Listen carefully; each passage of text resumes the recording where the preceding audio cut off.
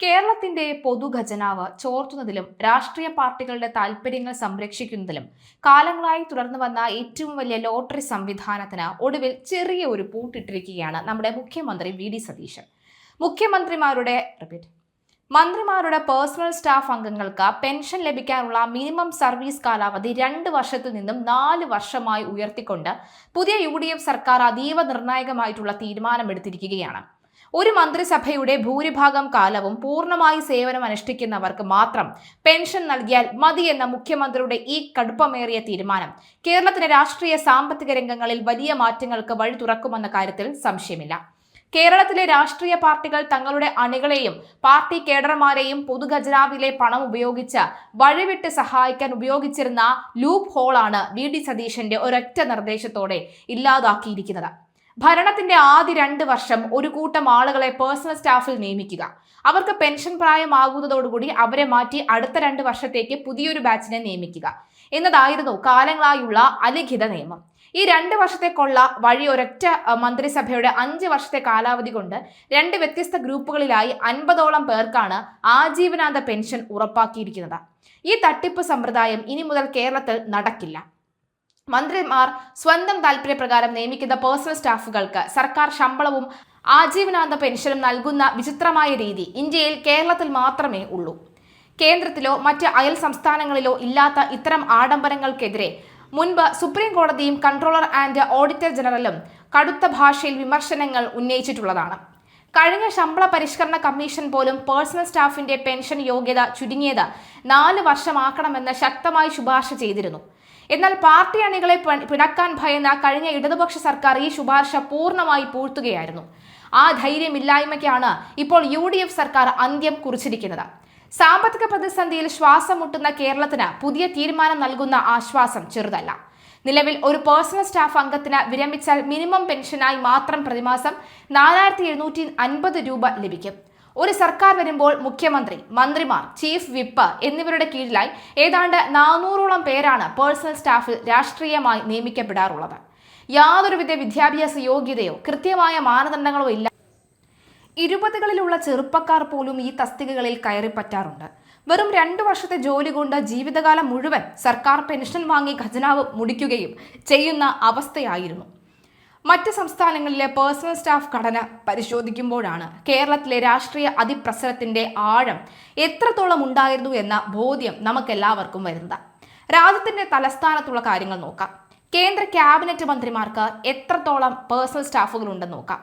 കേന്ദ്ര ക്യാബിനറ്റ് മന്ത്രിമാർക്ക് പോലും പരമാവധി 15 പേരെ മാത്രമേ പേഴ്സണൽ സ്റ്റാഫായി നിയമിക്കാൻ അനുവാദമുള്ളൂ.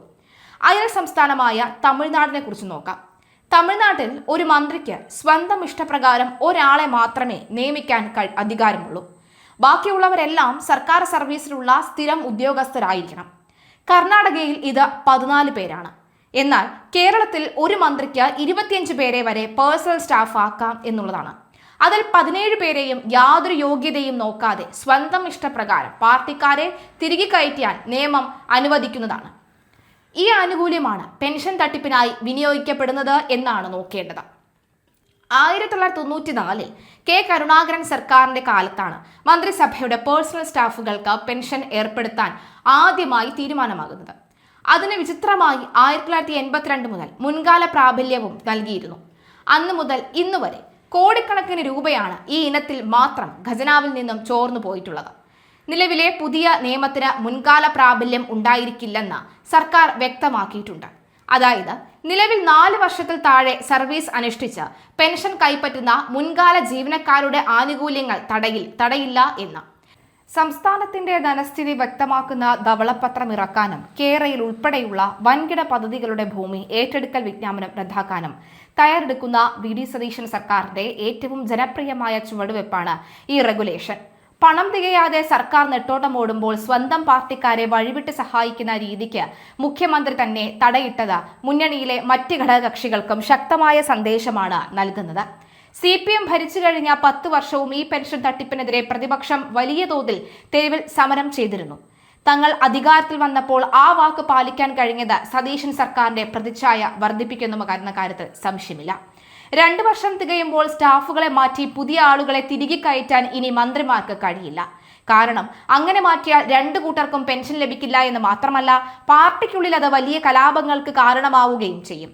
ചുരുക്കത്തിൽ രാഷ്ട്രീയക്കാരെ പ്രീതിപ്പെടുത്താൻ പൊതുജനങ്ങളുടെ നികുതിപ്പണം ദുരുപയോഗം ചെയ്യുന്ന കേരളത്തിലെ മോശം കീഴ്വഴക്കത്തിനാണ് ഇവിടെ അറുതിയാകുന്നത്. ഈ പുതിയ തീരുമാനം വഴി വരും വർഷങ്ങളിൽ കോടിക്കണക്കിന് രൂപ ഖജനാവിന് ലാഭമാകാൻ കഴിയുമെന്ന കാര്യത്തിൽ സംശയമില്ല.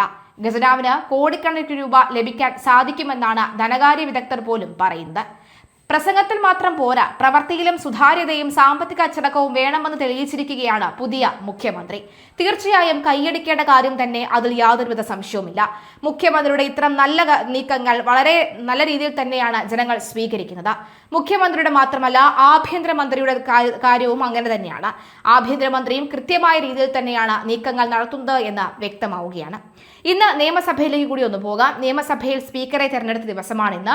മാത്രമല്ല പ്രതിപക്ഷ നേതാവും നമ്മുടെ മുഖ്യമന്ത്രിയും BJPയുടെ നേതാവും ഒക്കെ ആയിട്ടുള്ള RC, അതായത് രാജീവ് ചന്ദ്രശേഖറും, അതുപോലെ തന്നെ മുൻ മുഖ്യമന്ത്രി പിണറായി വിജയൻ, ഇപ്പോഴത്തെ പ്രതിപക്ഷ നേതാവ് പിണറായി വിജയൻ, മുഖ്യമന്ത്രി VD സതീശൻ, എല്ലാവരും തന്നെ അദ്ദേഹത്തെ തിരുവഞ്ചൂർ രാധാകൃഷ്ണനെ സ്വീകരിക്കുന്ന സാഹചര്യമാണ് കണ്ടത്. ഏതായാലും നിലവിൽ RC രാജീവ് ചന്ദ്രശേഖറും കത്തിക്കയറുന്ന സാഹചര്യമാണ് കണ്ടത്.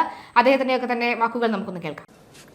ബഹുമാനനായ സ്പീക്കർ സർ, BJP NDA പിന്തുണച്ച 30 ലക്ഷം വോട്ടർമാരുടെയും പേരിൽ അങ്ങേ എൻ്റെ അഭിനന്ദനങ്ങളും ആശംസകളും പറയാൻ ആഗ്രഹിക്കുന്നു. ഈ സഭ നമ്മുടെ ജനാധിപത്യ സംവിധാനത്തിൻ്റെ കേന്ദ്രമാണ്. ഈ സഭ അങ്ങേ സ്പീക്കറായി തിരഞ്ഞെടുത്തു. നിയമസഭയിൽ ശരിയായ ജനാധിപത്യ പ്രവർത്തനത്തിന് സ്പീക്കറാണ് ഉത്തരവാദിത്വം. ഇത് വളരെ ഗൗരവമേറിയ ഉത്തരവാദിത്വമാണ്. ജനങ്ങൾ ഈ ഇലക്ഷൻ കഴിഞ്ഞിട്ട് ആഗ്രഹിക്കുന്ന ഒരു മാറ്റമാണ്. അവർ പ്രതീക്ഷിക്കുന്നത് ഈ സഭ ചർച്ച ചെയ്യാനും അവർക്കൊരു മികച്ച ഒരു നല്ല ഭാവി സൃഷ്ടിക്കാം എന്നാണ്. വികസനവും അവസരങ്ങൾ നിറഞ്ഞൊരു ഭാവി. ഈ മഹത്തായ സഭയ്ക്കും എല്ലാ അംഗങ്ങൾക്കും ചർച്ച ചെയ്യാൻ കഴിയുന്ന നിരവധി കാര്യങ്ങളുണ്ട്. ഒരുമിച്ച് ചർച്ച ചെയ്ത് തീരുമാനിച്ചാൽ മെച്ചപ്പെട്ട ഒരു വികസിത കേരളം നമുക്ക് എല്ലാവർക്കും സൃഷ്ടിക്കാം. ഞങ്ങളുടെ ഒറ്റൊരു അഭ്യർത്ഥനയാണ് ബഹുമാനപ്പെട്ട സ്പീക്കറോട് ഞാൻ പറയാൻ ആഗ്രഹിക്കുന്നത്. ഞങ്ങൾ എല്ലാവരെയും പങ്കെടുക്കാൻ അനുവദിക്കണം. ജനങ്ങളിൽ നിന്ന് ഞങ്ങൾക്ക് കിട്ടുന്ന പ്രശ്നങ്ങൾ അവതരിപ്പിക്കാൻ ഞങ്ങളെയെല്ലാം അനുവദിക്കണം. പുതിയ MLA-മാരെ പ്രോത്സാഹിപ്പിക്കണം.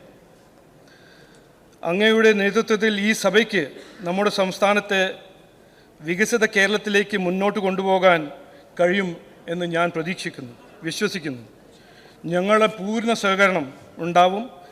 വീണ്ടും അഭിനന്ദനങ്ങളും ആശംസകൾ പറഞ്ഞ് നിർത്തുന്നു. നമസ്കാരം, നന്ദി, ജയ് ഹിന്ദ്.